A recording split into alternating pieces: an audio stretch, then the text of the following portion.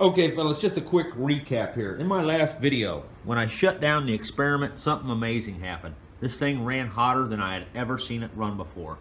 So, I immediately sought out to reproduce that event and was unsuccessful with the initial nozzle. So subsequent to failing, I attached this little bad boy, and come to find out, it is indeed an impressive atomizer. And I was right. It was the atomizer that caused the exceptionally hot burn. Nothing I did would reproduce the flame we saw when I turned this thing off the other day. There was something about bubble being in the oil. All kinds of weird stuff was going on. The oil was turned off, and yet this thing's burning more amazing than I've ever seen it burn in my life. So today we are going to watch me solve that problem. This little bad boy right here pulled it off with ease. It wasn't even a problem. I was very quickly able to reproduce those effects within minutes. However, I spent about an hour jacking around with this thing. A fellow YouTuber has asked me if I would come off of one of these things, and I would definitely give you this one for free, guy, if you want to pay for the shipping. I don't know where you're at, so I don't know what it would cost or nothing like that, but I'm done with it. After what we are going to see in this video, I would not be needing this anymore. So it's all yours, brother. If you want to hit me up, we can make that happen. And I also got a couple other ones here I'd be willing to give away. This one here puts off one of the best sprays I've ever seen. It will light up naked. You can turn this on and just light it like a candle.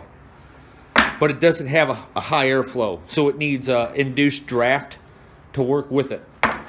This one here provides both the induced draft and the oil. It will operate on siphon. However, I don't recommend building siphon nozzles because the geometry is so touchy.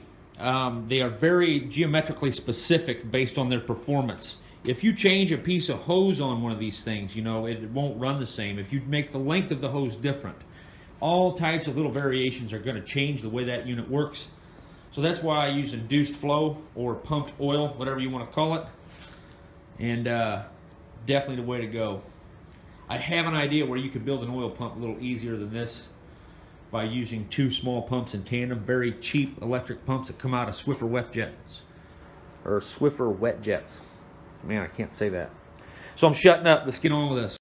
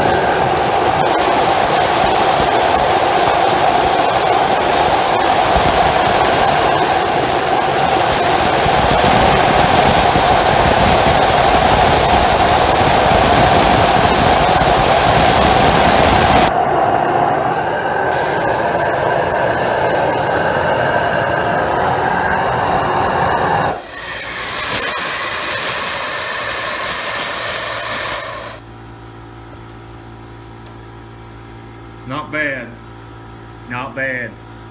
We basically did it. It was the atomization that caused that superheating. That sucker's roasting. Probably burning my eyeballs out, so I'm shutting this thing down. I don't have any eye protection for that type of infrared. I don't know where my heat gun is what happened in the middle of that pause there. So I was going to try to burn some specimens, but I didn't realize that my articulating nozzle is not set yet. We were just using this arm to find its home. And it seems like it likes living right there. I bet it's hot. I really need my thermal gun.